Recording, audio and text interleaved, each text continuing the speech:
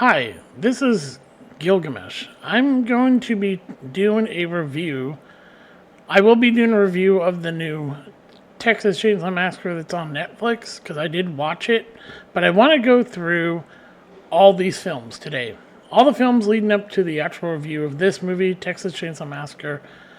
I want to start with the first one, the original, the Texas Chainsaw Massacre. I'm going to bring up. Here's the thing about this movie. When Tobe Hooper and Kim Hinkle got together to write this movie, they didn't have, they were going, I think they were at the University of Texas, which is in Austin. That's where they met all of the people who star in this movie, from Marilyn Burns, Paul A., Ed Neal, Jim. So, yeah, basically these were people that were, maybe not, I'm not sure if Jim C. Dow, but I know that, I think they were all in going to the University of Austin, but they didn't have, the reason the movie is the way it is because it's such a low budget film. They didn't have a whole lot of money to make this movie. I mean, look, they had to basically, this budget was about 80,000 to 140. That's not a whole lot of money to, when you think about what it costs to make a movie. That's really not that much money. And so, yeah, it was a low-budget film. Tobe Hooper wanted this movie to be PG-13, so he basically did everything to keep everything to a minimum. Yeah, because he was looking for that PG rating right here. But he's even said this in an interview, and that goes into his sequel, Texas Chainsaw Massacre Part 2, that he did years later. But here, he wanted to keep everything down because he was hoping for a PG rating. And basically, when you look at the movie, you can tell why it should have gotten in a PG rating. But anybody who knows anything about the rating system and how they rate movies in Hollywood, it's pretty broken. There's a documentary about it. I think it's called This Movie Is Rated. It actually shows how messed up and corrupt the rating system in Hollywood and how really liberal it is. It's a complete mess. And so Tobe Hooper, Kim Hinkle write this based on in the sequel, what they call the Sawyer family, all on Ed Gein. And the way this movie was done, these actors weren't really professional actors. And so that's why it comes off as they're regular people. And Gunnar Hansen, he was actually from, I'm going to say he's Finnish or something? Icelandic. He was born in Iceland. It says Icelandic, born American actor. Yeah, he's an American actor born in Iceland. He basically has said, if you watch behind the scenes and everything, he said that when it came to Leatherface, he went and studied the mentally ill in psychiatric hospitals, and that's why his character is basically the equivalent. He has a mental capacity of a child. He doesn't understand things. That's why he doesn't basically have a vocabulary. He makes grunt sounds. And I hear people go, "Well, he's a psychopath." No, not when you're that mentally stunted. You're not a psychopath. He, in the first film, does not. It's, as Gunnar Hansen said, these people, who are these people? It's like after the first two characters, which I think are, oh God, I forget their character's name. After he kills the first two, you see he's freaking out going, where are these people coming? Where are they coming from? Who are these people? They trespass. He's trying to protect his home from outside forces. And basically you can see that he's sort of like the female of the mother. He stays home, takes care of the home and everything. He, prepares the food and everything, while the hitchhiker is actually the hunter. He's looking for the food. And the cook basically is the cook. And so you see that as this movie's going. And yeah, so for everybody who says, oh, Leatherface is a psychopath, no, he's not he's basically got the mind of a child who doesn't, in the first movie, doesn't understand what's going on. Doesn't even know that he's doing anything wrong. Like when he cuts the door and then the cook comes home and goes off on him, he's like, he doesn't understand that he did anything wrong. And then he has to show him, yes, look, I've, taken care of things so he doesn't get hurt. And he's kind of effeminate in the fact that he puts makeup on his, on the mask that's covering his face. And he only does what he's told to do. Like, go get Grandpa. Go get her, boy. And they, that stuff in the first movie. So he wouldn't have the capacity to understand that he's doing anything wrong. He's been raised this way. And from everything I understand is that the cook, who is presented as the older brother, is actually in the history of the whole, what we find out in the second movie is the Sawyer family, is that he's actually their father, because he and his sister, hooked up and had 3 sons. That's why they're all really kind of messed up. Which is the twins. Nibbins is a hitchhiker, and then now I forget. I forget the brother. Is it Chrome Dome? Chop Top, and then Leatherface. And basically, Leatherface doesn't have the ability to really communicate anything except for grunting, or and he does whatever he's told. So he kind of doesn't grasp, that he's done anything terrible. He's just trying to protect what he has. And because this movie was so done on such a small budget, see, here's funny. The film, for less than $140,000, inflation would be $700,000. That would be by today's standards. If you put inflation today, this is probably about what the movie would cost today to make. At the time that they made that movie, it never made its money back. It actually was a flop. Right here, it only made in the theater 30.9. No, actually, no, it was a huge hit. What am I saying? But yeah, but he was trying to go for a PG rating on this, and like I said, the second one explains, the fact that he got an R rating for a movie he essentially knew was a PG movie is why, like I'll talk about the sequel to it, which is the only actual real sequel to this movie that actually, it is. And why that movie's the way it is. But yeah, it's a good movie. I mean, we can look at the cast. I mean, none of these people were really actors. I mean, Marilyn Burns, Paul. I mean, you can see right here the cast. They were all, I think they all went to the same college, University of Texas, which I think is in Arizona. I mean, not in Austin. And that, they were in acting school or whatever, and that's where he met them to play the main cast in this movie of young people. Yeah, it's right here. It's Kurt and his and Pam are the first victims, and it's like after he kills them off, Leatherface looks through and goes, "Where are they coming from?" And then Jerry shows up, and he gets the whacked on the head. And yeah, and the funny thing was Gunnar Hansen said while filming the chase scene with Marilyn Burns that she could not run worth anything. That he had that's why you see him cutting, if you've seen the movie, he's cutting the trees with the chainsaw, which by the way was a real chainsaw. That he had to stop and do that because if he kept running, he literally, you can see it, he catches up to her. And so yeah, he had to stop several times and slow himself down so that she could get, because she could not run very fast. So that's what's so funny about that.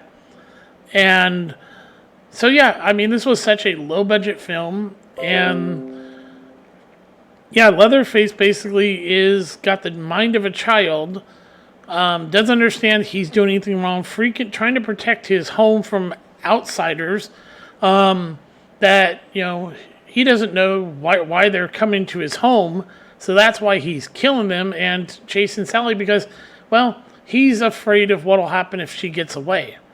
So, as you see when the cook comes home. So yeah, and this movie was a classic because the way that they directed it, and the reason Marilyn Burns' performance at the end is so, literally she's terrified because Tobe Hooper said he wanted to drive her out of her mind to get that perfect performance, and it essentially worked. Is that he puts her through such hell that he gets the performance he was looking for from her. So yeah. And that's why, this movie did so well. And people will tell you, oh my God, it's so gory. No, it actually isn't. There's no real gore. The way that they do, where the camera is compared to, like, let's say Franklin being, where he's supposed to be killed by the chainsaw, you never actually see the chainsaw cut into him. It's like when Sally's put up on the meat hook, you never see the meat hook go in her back. Her reaction, plus the little bit of splatter blood, sells that she's on a meat hook. And then, of course, Kurt with the chainsaw, it's like he revs it up and then it's supposed to be him cutting him up with butchering him with the chainsaw, even though we never see that happen. People put their minds to this whole thing. And another was like in the movie The Hitcher, when Jennifer Jason Leigh is tied to the tractor and trailer, and Rutger Hauer basically tells C. Thomas Howell, if you don't shoot me, she's going to die. If you shoot me, she's going to die. And then when he doesn't do anything, you don't see her get torn in half. It's your mind says, oh my God, that's horrifying, because you imagine that she's been ripped in two. It's more horrifying not to show it than to always show what's happening. That's why this movie works as well as it does. But like I said, this rating is why the next movie, which I actually love, the Texas Chainsaw Massacre Part 2, because I get what Tobe Hooper was doing. And yeah, see, he produced the first movie. He and Kim Hinkle wrote that first one with, right here. And then they came in and helped produce it also. But here, when it came, right here, Tobe Hooper directed, this was the writer, and these were the producers for the sequel, which is Part 2. And the reason this movie is particularly so over-the-top, gory, violent, is because it was his middle finger to Hollywood for giving his first movie an R rating. Yeah, he actually has said that, he wanted to, it was a parody of the first movie, and it was like absolutely over the top because he was literally giving the finger to Hollywood for the ratings they gave to his first movie. And that's why it is so comical and everything. And, yeah. And so, yeah, it's gorier than the first movie because he found out that, Hollywood doesn't care if you don't put anything. They're going to give someone like him an R rating. So he said, fuck it, I'm going to go over the top. And to get Dennis Hopper to be in this movie as the uncle to Franklin and, to be the character who's the uncle of Franklin and his sister in the first movie, and to see what happened to Franklin,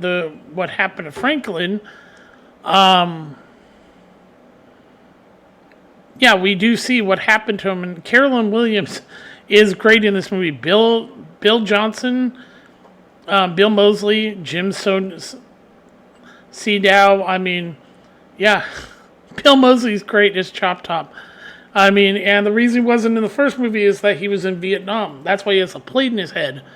And the actor playing Leatherface, you can see he's still that mentally doesn't, quite understand. It's like the whole thing with him taking the chainsaw and putting it between her legs. I'm trying to remember. Lefty was Dennis Hopper. Stretch. Between Stretch's legs was, okay, he sort of likes her. Yeah. See, here's his name, Jed Bubba Sawyer Leatherface. That two actors played this character. And so yeah, he basically made this movie to make fun of the fact that how ridiculous it was that he got an R rating for his first movie. So he said, "Fuck it, I'm going to make this movie over the top and gory." And yeah, and so the fact that he got Dennis Hopper to do this movie is absolutely fucking fantastic. And it's, but yeah, he essentially was like, yeah, how can I make this movie stick the finger to Hollywood for fucking with for essentially give me an R rating for my first movie? I'm going to make a movie that's over the top, gory, and here's a finger, you rating assholes. So yeah, that's why, and this movie it cost $4.5 million. It showed why it cost more, because especially for the set. And then of course, it didn't do well. It only made $8 million at the theater because, well, people, I don't know why they didn't see this. It's actually the right sequel. It is the actual sequel to his first movie.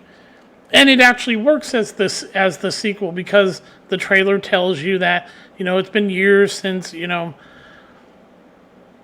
you've heard the Saw, and then it's like, oh, it's back, and it's fun to watch. People should check this out. Compared to the rest of these movies, yeah, this was the definitive sequel to because even the actor who played Grandpa came back. And and it's sad that, this, that people didn't go and see this movie. But yeah, Tobe Hooper meant for this to be a middle finger to the rating board of Hollywood for his first movie. So like he said, it's a parody sequel, and it's over the top for that reason. And it is a great sequel. And the cast's really good in the movie, and you see why Leatherface isn't really as they say, some type of crazed killer or whatever. He's only doing what he's told because he doesn't have the understanding, and you see the immaturity in his mind when it comes to sketch with the chainsaw. That scene right there should have told you everything of how his mind isn't like an adult's mind. But of course, unfortunately, as we go on with these movies, so yeah, this is something people should see. If they haven't seen it, it's worth it. It is what I call the real sequel. Always has been the real sequel to the first movie, the original Texas Chainsaw Massacre. That's why it's called Texas Chainsaw Massacre 2. I said part 2, but it is. Because if you look at, like, when we get to this is where everything starts going downhill. And by then, Tobe Hooper, Kim Hinkle were not involved in this when this movie came out. It has Viggo Mortensen. Sorry about that. This is the actor who plays Leatherface. Yeah. But this movie starred Viggo Mortensen, Ken Foree, William Butler, Kate Hodge. This also kept the whole cannibalism. This is one of the last movies that showed that this was still a family of cannibals. Yeah. Which, when I look back on it, it's not as terrible of a film as some of the others that come after this. Because essentially they were trying to keep it in that hold. The weird thing is that Leatherface has a kid. For a mental retard, I mean, basically he is essentially at the mind of a child. Yeah, it doesn't make a whole lot of sense that he would have a kid. But they do keep the cannibalism part in there. You do get that they're still cannibals. And the fact that he is still very effeminate in the movie. And the fact that you got Viggo Mortensen in this, and he's never, I don't know if he's ever denied doing this movie or talked shit about doing this, but he was really good in it. Yeah, Ken Foree, from doing Dawn of the Dead to doing this.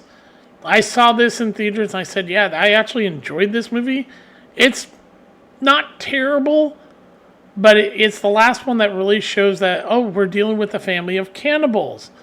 And it does expand on the family. And like I said, the weird thing of him having a kid is have it is probably the, yeah. And here's another thing: this movie all did initially get an X rating, but then of course because of Hollywood, they edited down this movie to a point it's not as good as if you saw the more if you see the stuff that was cut from the movie.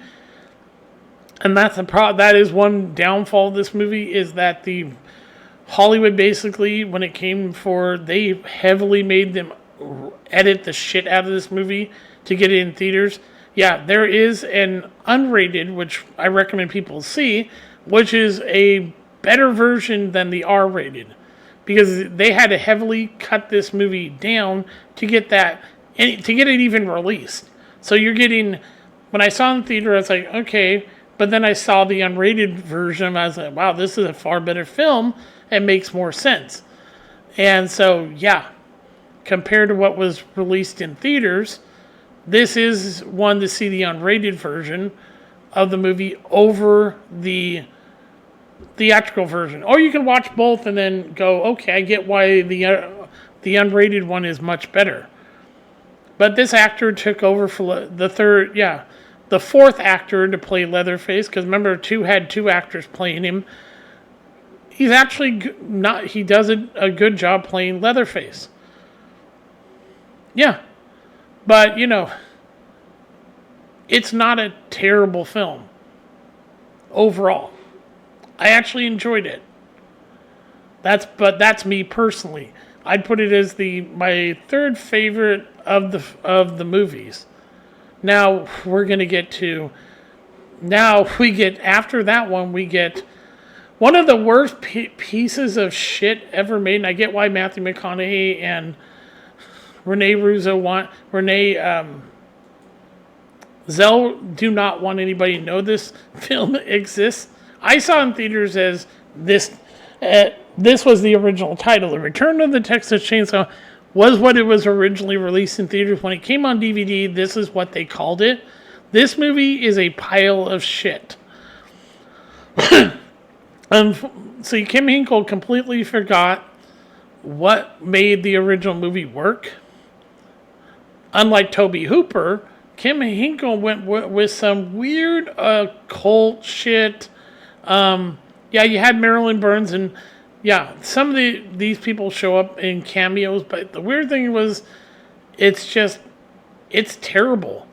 I mean, the movie makes no sense. I mean, it's just, it's garbage. This one, I saw when they, because I have on VHS, I have when they released sort of okay, there's like a couple of things added to this. I have this title of it on VHS, but it's more of an sort of unrated. It has a few things that make the movie make a little more sense, but the movie's just terrible. And the fact they filmed outside of Texas is a good thing. But yeah, it's so god awful. I was like, wow, this is really, really bad. So yeah, I wouldn't, unless you want to see a terrible movie, don't waste your time on this. Matthew McConaughey's really over the top in this movie. Renee Zellweger she's okay. I mean, they actually give the best performance in the movies. I mean, Matthew McConaughey's kind of crazy in the movie.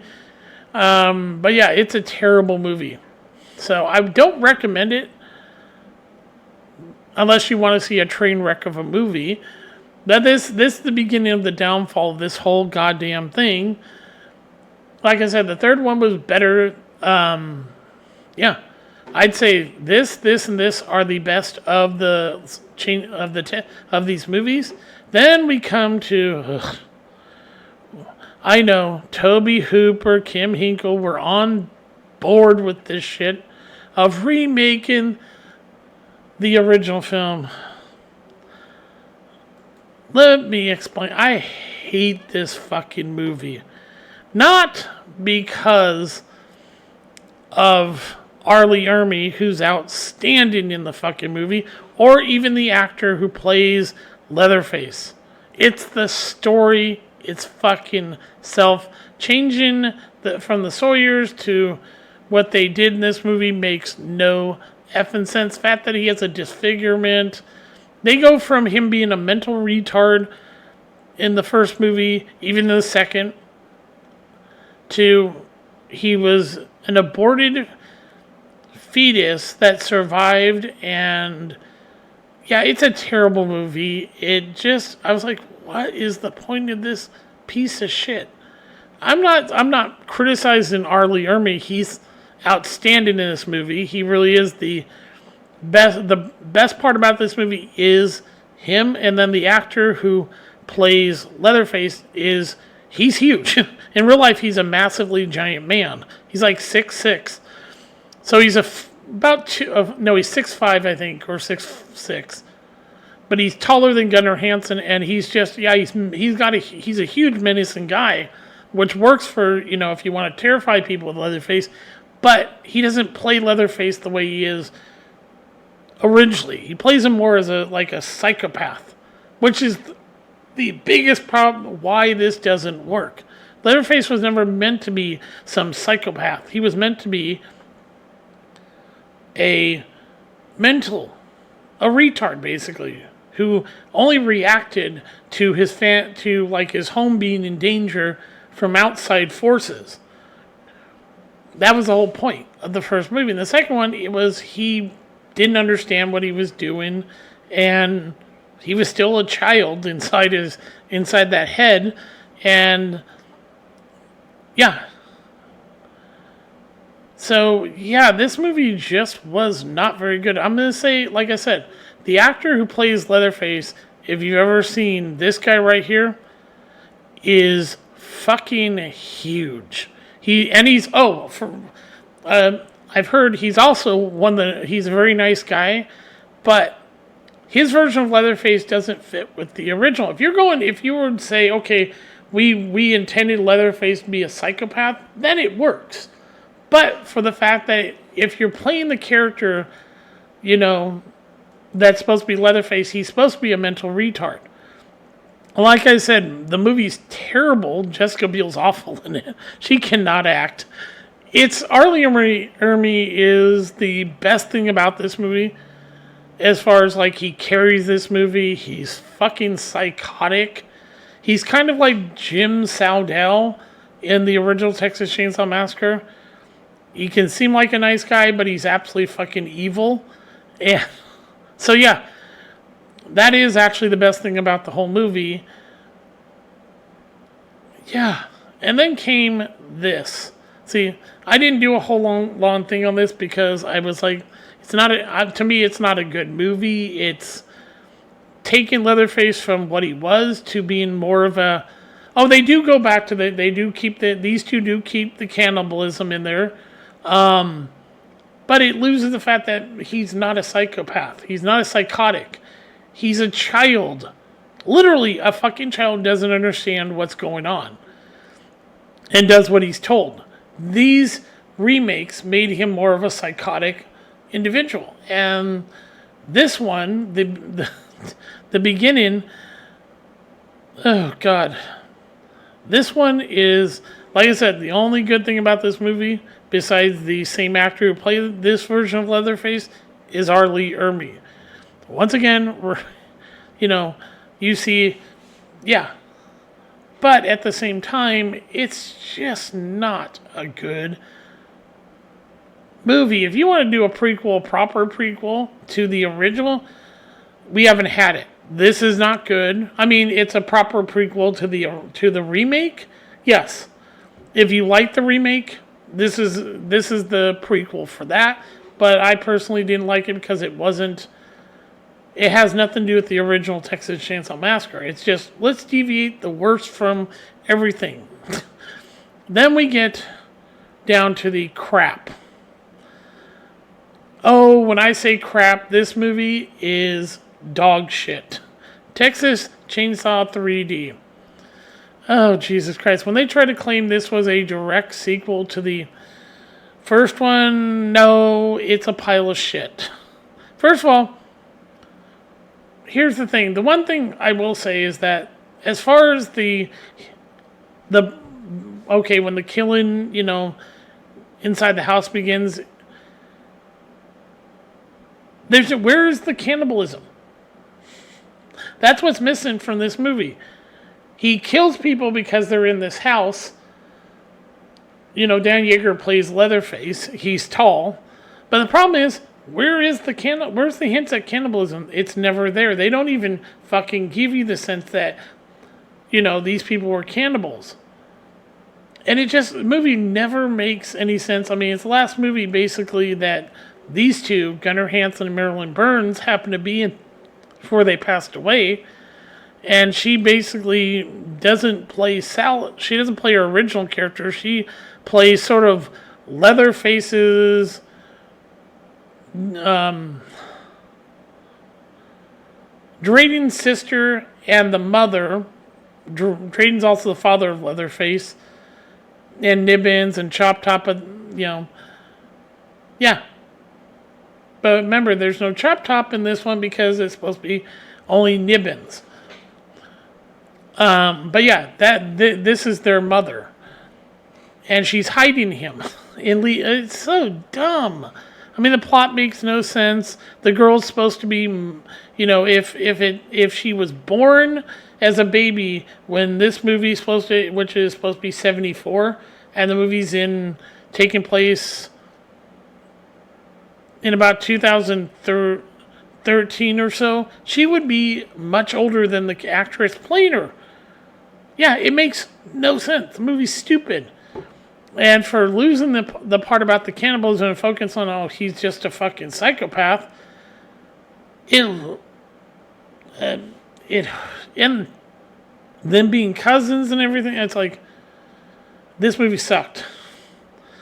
I will say this, they get Bill Moseley come in to basically play Drayden Sawyer he was in Texas Chainsaw Massacre 2. But yeah, this movie is a complete piece of shit. Because first of all, her character, this actor, playing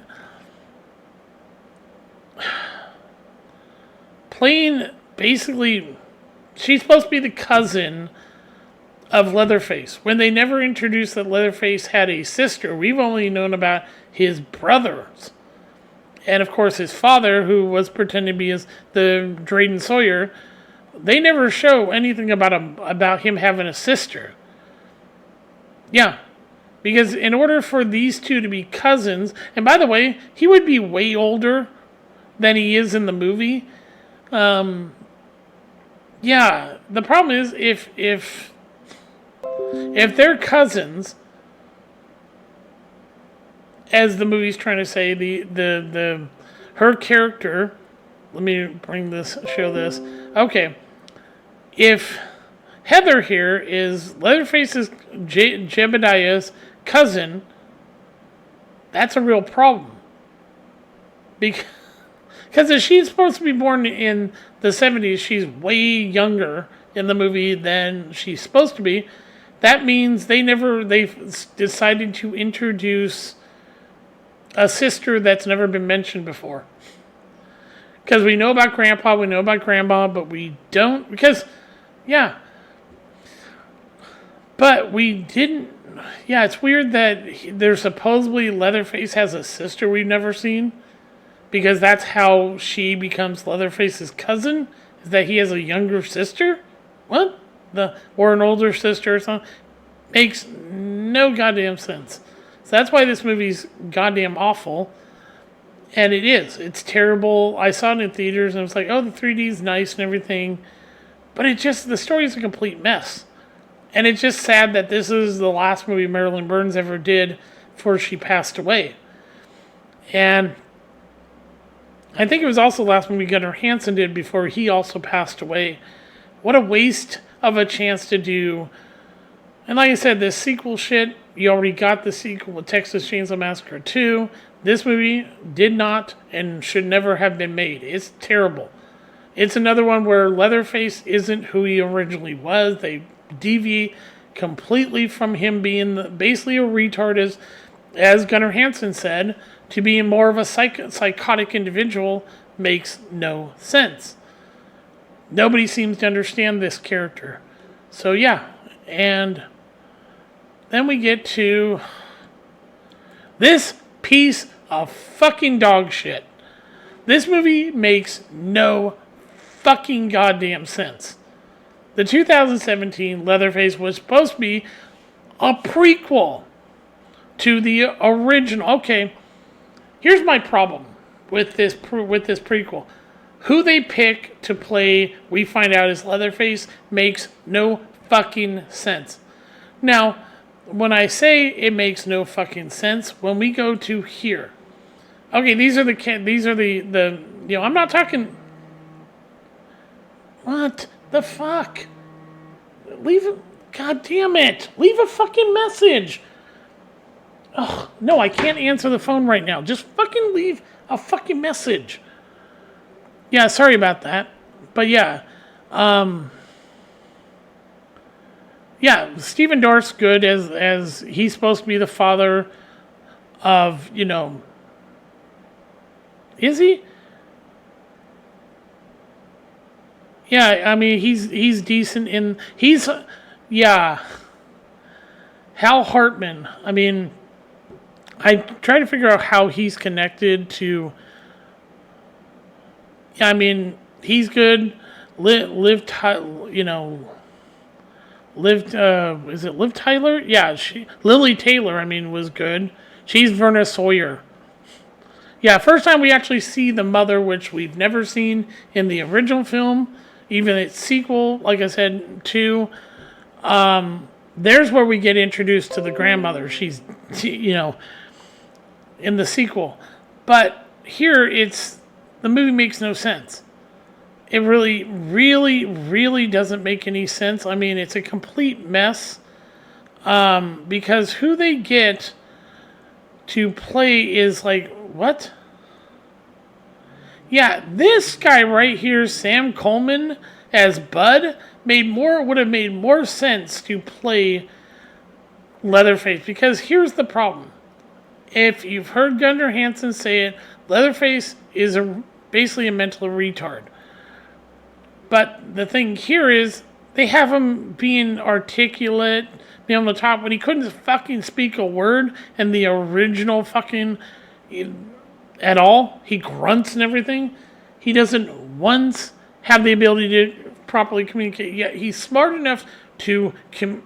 The movie's terrible. Yeah, this movie is just beyond stupid. It makes no sense. When they reveal who Leatherface is, like, how could this tiny guy become the monster that is Leatherface? It doesn't make sense. That you're not going to magically become a big guy. It would have made sense to have the bigger guy play Leatherface, but nope, they went down the stupid, and that's why this movie is a piece of dog shit. Ugh. Yeah, it's just terrible. And then we get to, finally, we're getting to because like I said, I watched this when it came out on Netflix at midnight. I watched it twice. Okay, this movie is short. That's the one saving grace about this movie. It is not long. Thank God, it's under 90 minutes long. So it's not that long of a movie. And the best part of this whole movie is the bus scene where all the Zoomers get. And I'm not going to I'm not going to give you spoilers. I'm going to tell you, the movie is not good.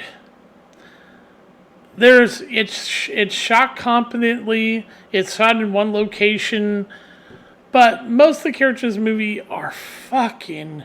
You don't give a shit about them. They're not likable. The fact that they don't tell you how Leatherface is with his mother, yeah, they don't tell you anything about when did he hook up with his mother. There's nothing said about it. They just, okay, he's now living with his mother. Oh, surprising, yeah, that's Leatherface's mother, played by Alice Krieg. The weird thing is, the movie that part of from the first film to this, and I think this is more or less a real sequel to the second one, because then that you can explain what explains why Drayden Sawyer isn't around. But when did he get with his mother? He's got the mind of a child. Here, nope, they go with the psychotic side.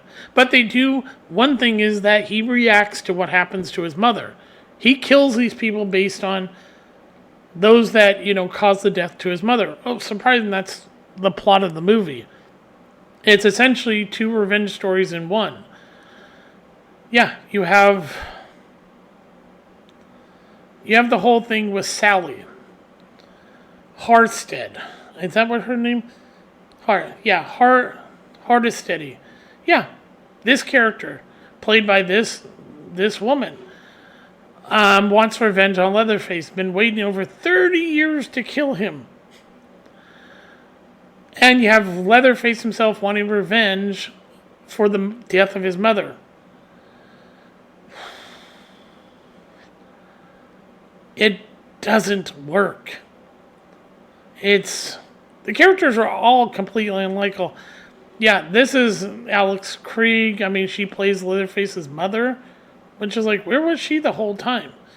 There's no explanation where she came from. But yeah, nobody is really likable in this movie.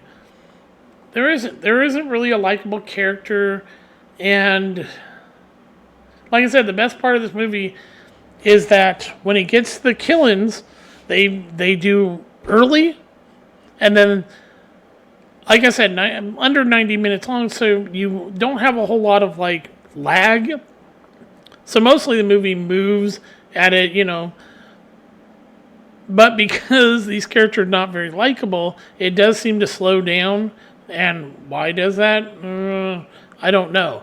But when we get to the bus scene, that's when things pick up. And just to tell you, any idiot... It's the funniest thing is because these Zoomers go... The guy goes, if you move, you're...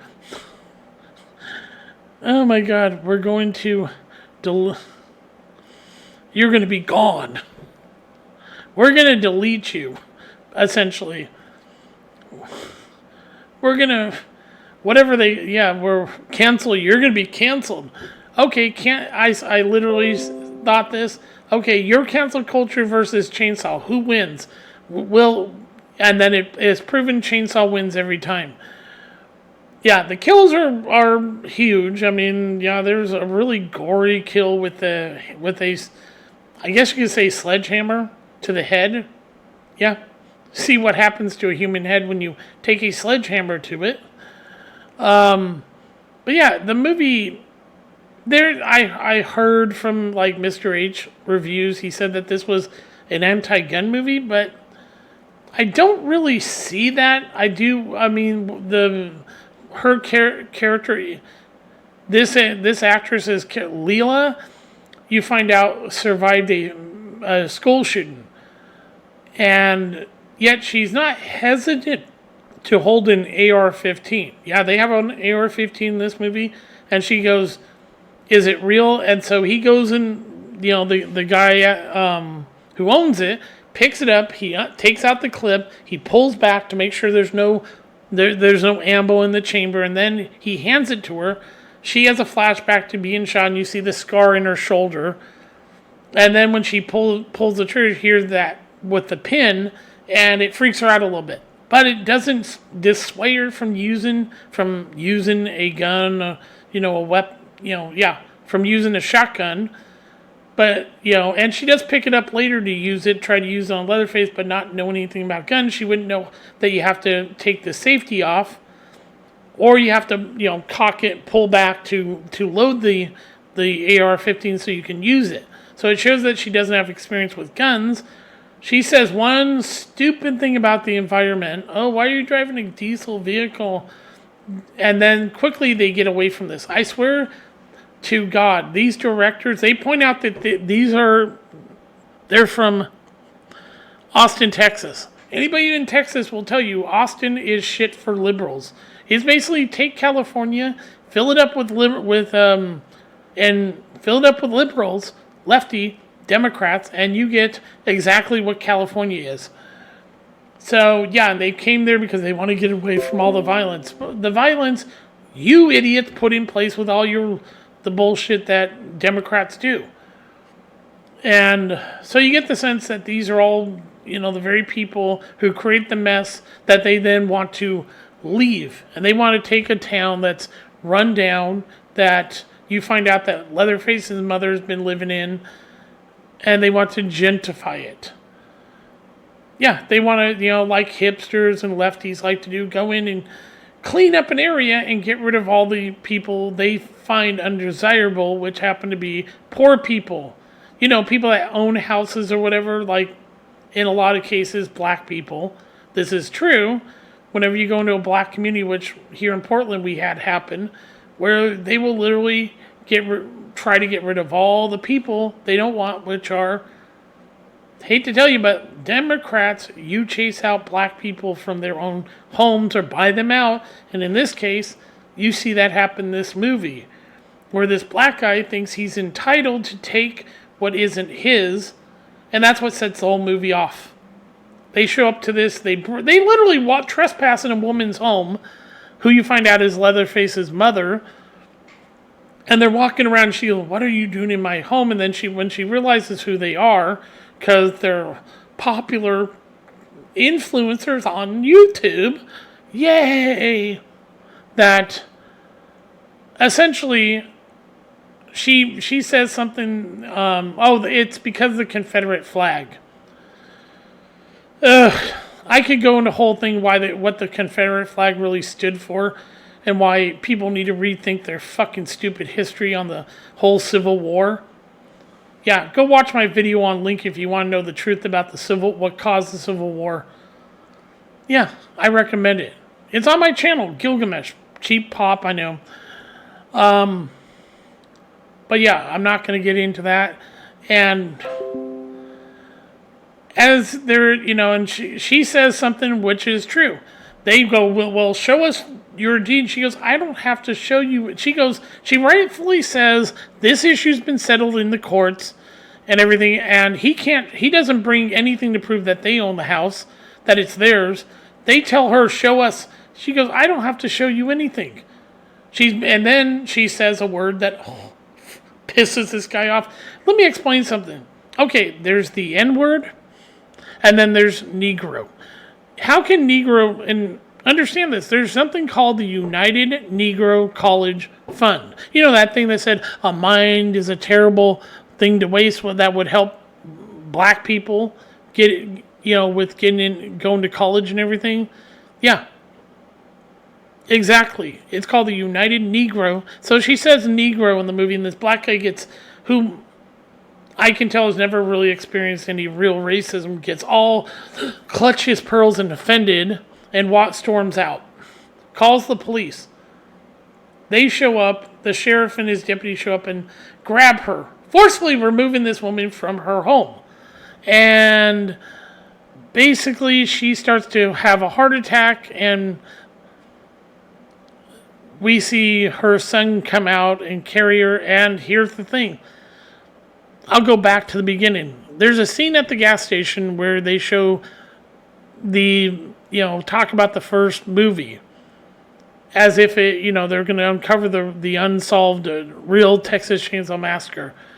And they point out that Sally Heston, I forget how to pronounce her last name, went to the police, told them that this guy, Leatherface, wears a mask made of human skin, everything. And so there's a picture from the original movie that is a photo of Leatherface wearing the mask from the original movie. And basically the gas station guy, who actually is he does a good job of playing. He goes, yeah. She goes, have they caught him? Well, how can they when no one knows what you look like because you wear a mask? Good point. That comes back in this scene where this big hulking guy picks up this woman, gets in the back of the sheriff's van, and we realize that's Leatherface. They don't know it's Leatherface. And so they're driving, trying to get her to the hospital, because she clearly have health issues with, she has a mask for oxygen, probably might have, lung disease, but she's clearly suffering some heart issues. And so they by forcefully taking her from home, they caused her to start suffering a heart attack. And on the way, she dies. The van, and basically he then kills the deputy in the back by breaking his arm in a gruesome way and stabbing him. Stabbing him in the neck, killing him, and in doing so, the deputy kills the sheriff, and the sheriff crashed the van. This scene with the van crashing was in the trailer for the movie, so I'm not giving anything away. And basically, Leatherface removes his mother's face and wears it. Yeah, for the rest of the movie. That's the mask he's wearing, is his mother's face that he removed. And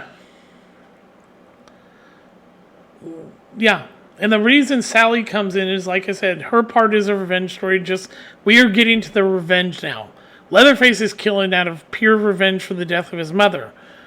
Because he's killed nobody at the beginning of this movie until we get to the part where his mother dies. Then all bets are off, and he's now revenge. So, yeah, that's why, that's a big problem with this movie. If he had just, so unlike the first movie where he's killing these people because they're trespassing, here he turns into a psychotic, kind of a psychopath who is a lot smarter in this movie. This version of Leatherface is way smarter and more crafty than even the original Leatherface. Yeah, you see that as you're watching this movie. And it's, he doesn't seem to be as stupid as Gunnar Hansen's Leatherface or childish. And it shows in the movie how he lies in wait, and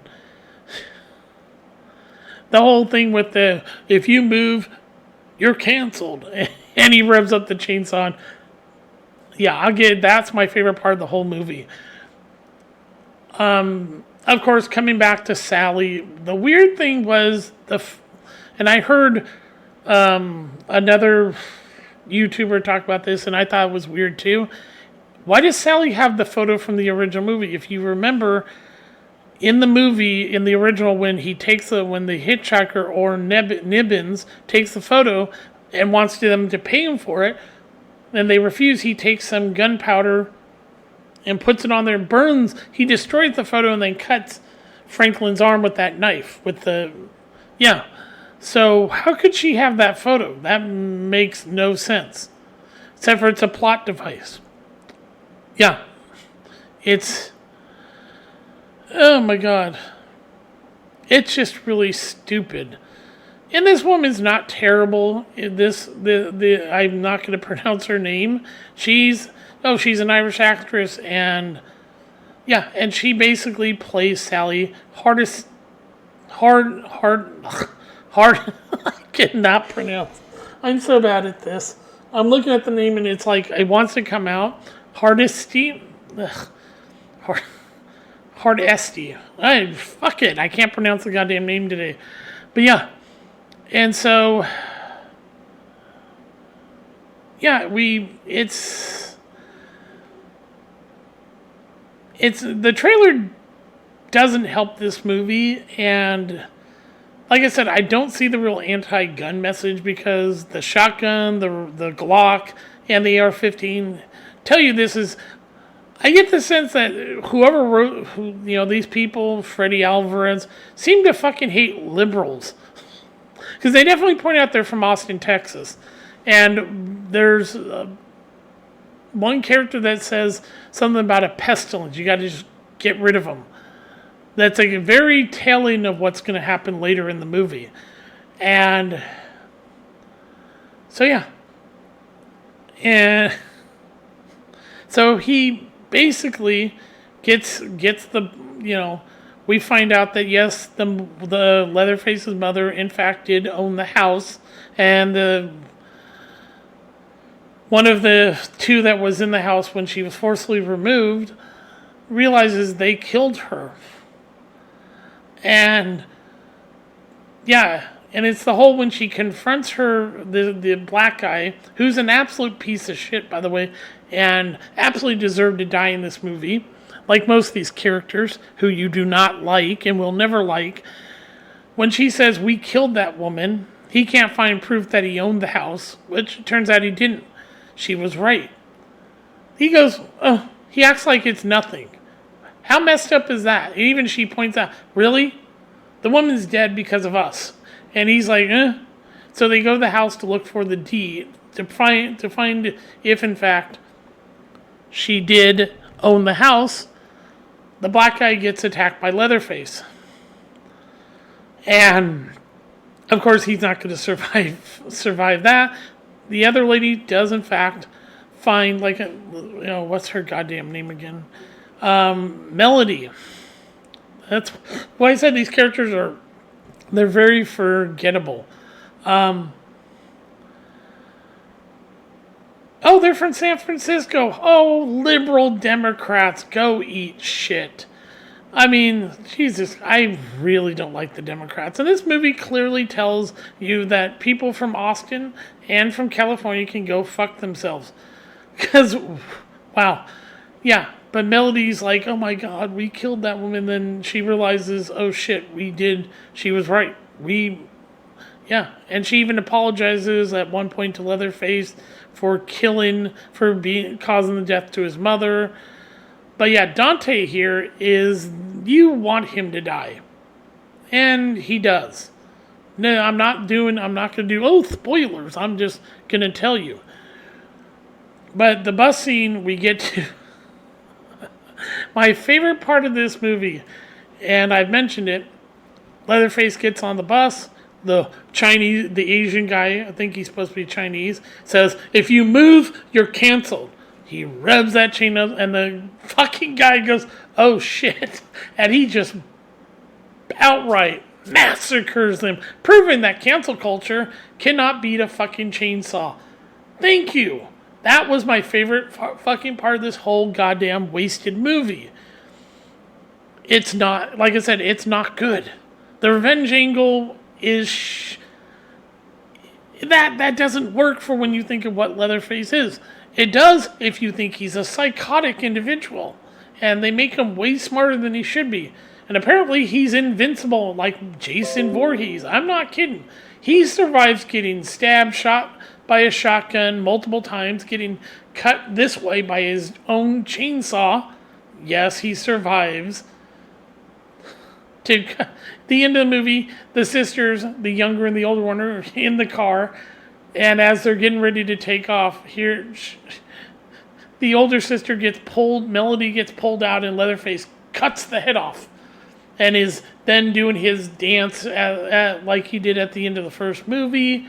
And the other sister's crying. And then you go to credits, come back, there's an in-credit scene where Leatherface is going back to the original farm by himself. Yes, you see where the original farm was. He's walking home. That's how it ends. I'm not joking. The movie is, if you want to see a gory movie, watch it. It's just not good. This movie it's a waste of a chance to do a good movie. It is. But, yeah, the original still will never be beaten by anyone else. Here's the thing. This movie was produced, and once again, Kim Hinkle, Freddie Alvarez, not a terrible producer. I mean, the guy did Evil Dead, which I actually liked. But Kim Hinkle, he's batting 1 for 5. Original Texas Chainsaw? No, he didn't produce the original. No, he's batting 0 for 4. 0 for 3, I mean. No, 0 for 4. Because I think he did, let's see, the return. Okay. Yeah, he's batting, he's batting 0 for 4. Because he produced this one, his movie that he directed, he wrote and directed. He also was, he right here, and this movie. He's batting 0 for 4 in these movies of producing them. But yeah. So yeah, that movie right here, Texas Chainsaw Massacre is not, it's awful. But it doesn't so much have an but it definitely has an anti-Zoomer message and an anti-cancel culture message. Like I said, best scene in the whole movie is the bus scene. The actor playing Leatherface, they play him more as a smarter, psychotic psychopath, wanting revenge than a mentally retarded kid, like in the original movie, or even in its sequel. This one, these are still the best two. And this one, I said, I actually like the unrated version of Leatherface. The rest of this is, yes, terrible. Yeah, we have not had a really good Leatherface. That goes back to the original film in a long time. There's no references to cannibalism in this. There was none here. This doesn't have that in it. These do, but they're sort of like, oh, let's redo the original, but make it not as good. Yeah. This has some cult shit in it, but this is the last one. That's why I actually like this one. This is the last one that actually refers to Leatherface and his family being cannibals. But yeah, I just wanted to do this to, let you know what I thought of all these movies and do this review. So I would say, this is, if you want to see a bad film that's not that long, it's under 90 minutes. You want to see a gory film, if you have Netflix, it's not going to kill you if you watch it. It's just not good. But my recommendation is to stick to these three, the first three movies in this whole thing, especially the unrated Leatherface. Get that if you want to see the better version than the theatrical version. But then you have this one, Texas Chainsaw Massacre 2, and then you have the first one. But I would avoid all this unless you really are a fan of these remakes. Go ahead and watch them. I personally think they're not good. Not because of R. Lee Ermey or even the actor who plays Leatherface. It's because it takes away from everything what was in this film. So yeah, I just wanted to do this to let you know that. So yeah, have a great day. And this is, like I said, this is Gilgamesh. I know somebody was asking me that in a comment. So yeah, channel's Gilgamesh on YouTube. I'm Gilgamesh on Odyssey. I'm Panzer Dragon on Rumble. I also have a BitChute. It's Gilgamesh 1 over there. So yeah, you could go check out. Not all my videos are on BitChute because some of them, they won't upload them because they say they're too long or too big. But yeah, I just wanted to give you that. And so yeah, have a great day.